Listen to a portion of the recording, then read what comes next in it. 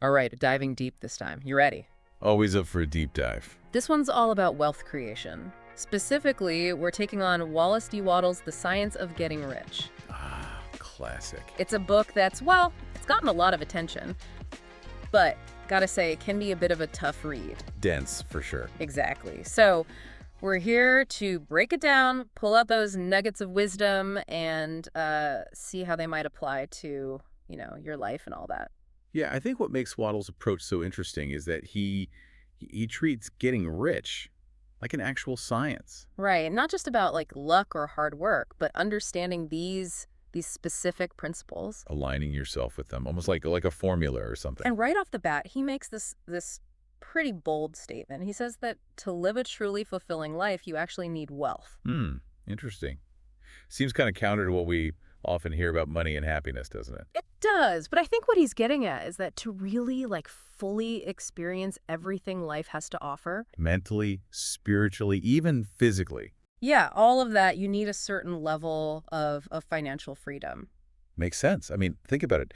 Travel, education, helping your loved ones, pursuing those passions. All those things take resources. They do. So it's not necessarily about like greed or anything. It's more about having the ability to live a more expansive life. And maybe even, contribute more to the world. Exactly. But then the question becomes, how do you actually get rich? And that's where Wattles brings in this concept of thinking substance. What is that all about?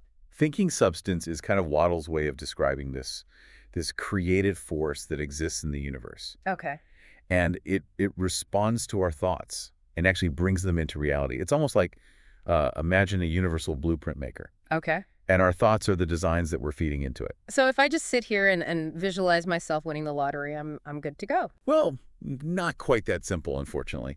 Waddles is very clear that it's really important to have a specific mental picture of what you desire, not just some vague idea of being rich. Got it. You gotta get really clear about what that looks like, what it feels like, and then, and this is key, you have to believe it with unwavering faith and feel genuine gratitude as if it's already happening. So it's almost like I have to create a mental movie of my ideal life and then like act as if it's already real. Exactly. Have you ever noticed how much worry feels like praying for something you don't want? That's a good point. Waddles is saying that kind of focus, positive or negative, has real power. Makes sense. But what's about action? Surely just thinking about something won't magically make it appear, right? Of course not. Thought is essential, sets things in motion. But Waddles is very clear. Action is what brings those thoughts into, a tangible form. Makes sense. He emphasizes this idea of efficient action, doing everything with the sense of purpose and excellence, fueled by that intention to achieve your goal of getting rich. So it's not just mindless, busy work. It's about taking action that's directly aligned with your vision. Right, and doing it well, not just going through the motions, but really putting your all into it. Got it. So it's about being strategic and purposeful with those actions. Always keeping that end goal in mind. Exactly. Like if you want to sail to a specific island, you don't just, row in any direction. You chart a course, you set your sails, you adjust your actions based on where you want to go. So we're talking about being intentional with every step you take. Absolutely. Like starting to get the picture here. But then Wattles throws in this whole other concept, the law of increase. What's he talking about there? So zooming out a bit, Wattles believed that there's this fundamental principle woven into the fabric of the universe, this drive for expansion and abundance, and everything. He calls it the law of increase. And he argues that to be successful, you need to convey this impression of increase to others, to make them feel like they're gaining something valuable through their interactions with you. So it's not about being cutthroat or taking advantage of people to get ahead. It's about creating win-win situations. Exactly. Where everyone benefits. It's about adding value to the world, lifting others up as you rise. I mean, that sounds a lot like those collaborative business models that are becoming more and more popular these days. It does, doesn't it? It does. Wattles even talks about becoming what he calls an advancing man, someone who just, radiates success and attracts opportunities. Because they embody those qualities of, confidence, generosity, abundance. So it's about becoming the kind of person who naturally draws wealth and success because you're already operating from that mindset. Precisely. Yeah. And as you become more successful, you have more to give, creating Yeah. this positive cycle of abundance. It's a pretty inspiring concept, I have to say. But this is where I get a little skeptical. It all sounds a bit too good to be true, you know? Can just changing your thoughts and actions really lead to wealth? Isn't there more to it than that? That's a fair question. And to be fair to Wattles, he does acknowledge that there are, potential pitfalls to avoid.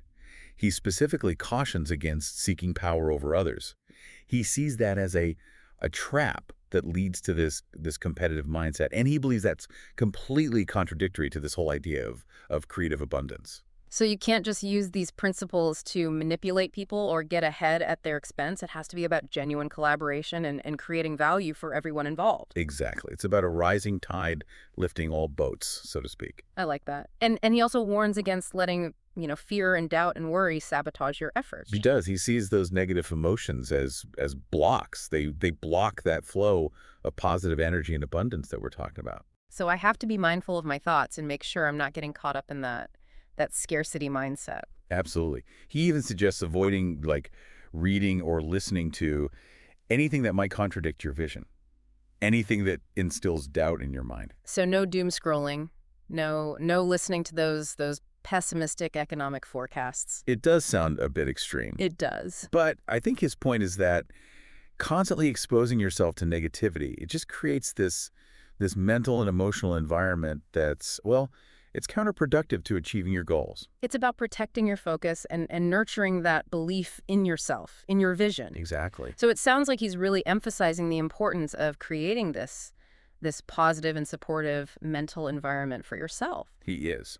And that includes, being mindful of the people you surround yourself with, the information you consume, Yeah. all of that. But what about action? I mean, we can't just think positive thoughts and expect the bills to pay themselves, can we? Oh, absolutely not. Wattles is very clear about that. Thoughts alone are not enough. Right. But he's not talking about just any kind of action, right? He advocates for what he calls efficient action, doing each task with excellence, with a clear intention. So being strategic, being purposeful, not just busy for the sake of being busy. Right. He also stresses the importance of acting in the present moment. Don't get caught up in planning for the future, dwelling on past mistakes. Focus on what you can do right now to move towards your goals. So no procrastination. No procrastination. Oh, got it. He also encourages people to be open to new opportunities, willing to make adjustments along the way. On the creative plane, there's no shortage of opportunities. It's about being open to them, seizing them when they arise. That's a good point. And remember that idea of the impression of increase. Right. That applies to our actions as well, doesn't it? It does. It does. Every action you take, it should convey that sense of abundance, of adding value to the world, whether you're interacting with a client, a colleague, even just someone in line at the grocery store. Leave them feeling like they've gained something positive from the encounter. It's about creating that positive ripple effect with every action you take. Precisely. And Wattles believed that doing so would naturally attract more abundance into your own life. I like that. A virtuous cycle. Okay, so we've got gratitude, a clear vision, focused action, this idea of conveying the impression of increase. But what happens when things don't go according to plan? Wattles acknowledges that setbacks are kind of inevitable, right? He does. And he emphasizes the importance of, persistence, resilience. Don't let temporary setbacks, discourage you. View them as opportunities to learn and grow, and trust that the universe is ultimately working in your favor. It sounds like he's encouraging this unwavering faith in the process, even when things get tough. He is. He encourages readers to view those challenges not as failures, but as stepping stones on the path to success. Stepping stones. I like that. He even tells a story about a student who was, trying to make this business deal happen, and it fell through at the last minute. Oh, no. What happened? Well, instead of getting discouraged, this student actually thanked God that the deal hadn't gone through, because he had a feeling something wasn't quite right. And a few weeks later, a much better opportunity came along, one that was perfectly aligned with his goals. So it turned out that first deal falling through had actually saved him from a less desirable outcome. Exactly. It's about trusting the timing of things, believing that, even setbacks are part of a larger plan. So sometimes what seems like a failure is actually a redirection towards something better. That's the perspective Wattles encourages. He also emphasizes the importance of patience, you know? Don't get caught up in the rush of the competitive world. Move forward with purpose and intention, but trust that things will unfold in their own time. He has that great quote, go as fast as you can, but never hurry. I love that quote. It's about finding that balance between taking action and trusting the process. Exactly. And through it all, Wattles emphasizes staying connected to that source of abundance, you know, through gratitude. Gratitude. It always comes back to that, doesn't it? It does. It's the key to staying aligned with those creative forces of the universe, Yeah. even when the path gets, a little bumpy. Okay, this is a lot to take in. Wattles has given us so much to think about. We've covered gratitude, visualization, the power of thought, efficient action, even dealing with setbacks. It's a pretty comprehensive approach, isn't it? To not just wealth creation, but to living a more fulfilling life in general. I'm wondering what happens when you apply all of this. How does it actually play out in the real world? That's a great question. And it's one that Wattles himself grappled with. He believed that that individual transformation was just the beginning. Yeah. When you really dig into Wattles, you realize how much he talks about gratitude. And it's more than just like count your blessings kind of stuff. Right. It does seem like gratitude's having a moment these days, right? Everyone's talking about it. They are. But how does Wattles connect it to this whole science of getting rich? He believed that the universe, that thinking substance that we talked about, it responds to our gratitude. The more grateful we are for what we have, the more we open ourselves up to receiving even more. So it's like we're tuning into the right frequency for abundance almost. Yeah, that's a good way to put it. Yeah. But I think what a lot of people struggle with is what about when things are tough? Yep. When you're struggling financially or you're dealing with setbacks, it's hard to feel grateful. It is. You know. Yeah, it's easy to focus on what's lacking, but Wattles would say there's always something to be grateful for. Right. He would. Your health, your loved ones, the roof over your head. He argues that even in the midst of challenges, choosing to focus on what you have, it can shift your perspective. Mm-hmm. And it can open you up to new possibilities. So it's about training your mind to see the abundance that's already present, Yeah. rather than dwelling on what's missing. Exactly. That actually reminds me of something else that Wattles talks about, the importance of having this clear mental picture of what you want. Absolutely. He's very clear about that. You can't just have some vague desire for more money. Yeah. You need a specific, detailed vision of what wealth looks and feels like for you. He compares it to like a ship's captain navigating towards a port. You need a clear destination in mind to chart that course. But how do you actually create that kind of detailed vision? Wattles suggests using your imagination. Spend time each day visualizing your goals, experiencing them in your mind as if they're already real.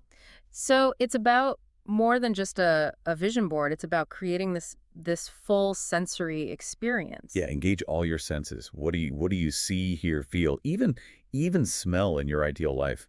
And this isn't just daydreaming. It's about imprinting that vision onto your subconscious mind and aligning your energy with it. That makes sense. But there's another piece to this, right? Wattles talks about faith and purpose. Right.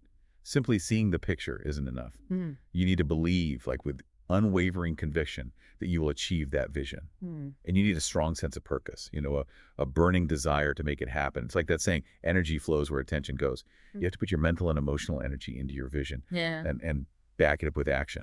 That makes sense. But isn't willpower a part of that equation too? It is. But Wattles has a specific perspective on willpower. He cautions against trying to use it to force things to happen or to control other people. So it's not about bending the world to your will. Exactly. True willpower, according to Wattles, it's about self-mastery. Self-mastery. It's about directing your own thoughts and actions in alignment with your goals. And, he emphasizes staying positive, avoiding negativity like it's poison. He even suggests avoiding information that contradicts your vision, right? Right. So no doom scrolling, no listening to pessimistic news reports. It does sound a bit extreme, but I think his point is that constantly exposing yourself to negativity, it just creates this mental and emotional environment that's not helpful. Counterproductive. Counterproductive, yeah. It's about protecting your focus Right. and nurturing that belief in yourself and in your vision. Yeah. It sounds like he's really emphasizing the importance of creating this positive and supportive mental environment for yourself. He is. And that includes, like we said, being mindful of the people you surround yourself with, the information you consume. But what about action? Thinking positive thoughts isn't going to pay the bills. No, it won't. But Wattles definitely doesn't shy away from the importance of action. He's very clear. Thoughts alone aren't enough. Yeah. But he's not talking about just any kind of action. He advocates for what he calls efficient action. There it is again. Efficient action. Doing each task with excellence and a clear intention. So it's about like being strategic, being purposeful, not just busy for the sake of being busy. Right. He also stresses the importance of acting in the present moment. Don't get caught up in, planning for the future, dwelling on past mistakes. Yeah. Yeah. Focus on what you can do today to move towards your goals. No procrastination. No procrastination. He also encourages people to be open to new opportunities, willing to make adjustments along the way. Yeah. On the creative plane, there's no shortage of opportunities. It's about being open to them, seizing them when they arise. And remembering that impression of increase, Right. it applies to our actions too. It does. So it's not just about what you do, but how you do it. Every action you take should convey that sense of abundance, of adding value to the world. Right. Whether you're interacting with a client, a colleague, or, like I said, even someone in line at the grocery store, leave them feeling like they've gained something positive from the encounter. It's about creating that positive ripple effect with every action. Exactly. And Wattles believed that doing so would naturally attract more abundance into your own life. Okay, so we've got gratitude, a clear vision, focused action, this idea of conveying the impression of increase. But what happens when things don't go according to plan? Wattles acknowledges that setbacks are kind of inevitable. He does, and he emphasizes the importance of, persistence, resilience. Right. Don't let temporary setbacks discourage you. View them as opportunities to learn and grow. And trust that the universe is ultimately working in your favor. It sounds like he's encouraging a sort of unwavering faith in the process, even when things get tough. He is. He encourages readers to view those challenges not as failures, but as stepping stones on the path to success. He even tells a story about a student who was trying to make this business deal happen, and it fell through at the last minute. Oh no, what happened? Instead of getting discouraged, the student actually thanked God that the deal hadn't gone through because he had a feeling that something wasn't quite right. And a few weeks later, a much better opportunity came along that was like perfectly aligned with his goals. Wow, so sometimes what seems like a failure is actually redirection towards something better. It is. It's about trusting the timing of things. Believing that even setbacks are part of a larger plan. That's a powerful way to look at it. It is. And he also emphasizes the importance of patience. Don't get caught up in the rush of the competitive world. Move forward with purpose and intention, but trust that things will unfold in their own time. He has that great quote, "Go as fast as you can, but never hurry." I love that quote. It's about finding that balance between taking action and trusting the process. Exactly.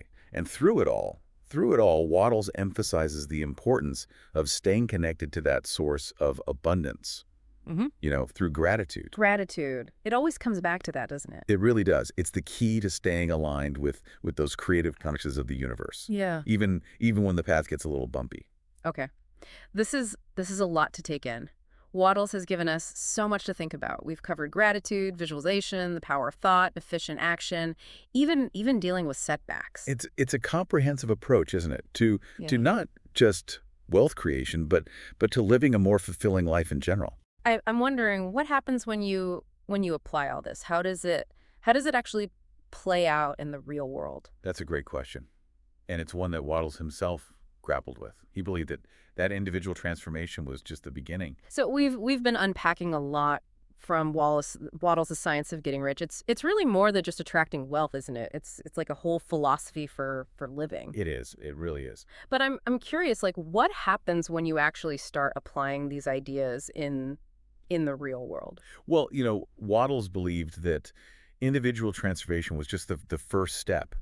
He envisioned a world where everyone embraced these principles, a world where abundance wasn't this limited resource to be, fought over, but something that actually expanded as more people tapped into it. So it's not like a zero-sum game where one person's success has to come at the expense of another. Exactly. He believed that as more people adopted this mindset of gratitude, creative visualization, purposeful action, the world itself would actually become more abundant. That's a pretty radical idea, especially in a world that often feels so competitive, so focused on scarcity. How did Wattles see that playing out? He believed that systems and structures would have to adapt, to accommodate this new way of thinking.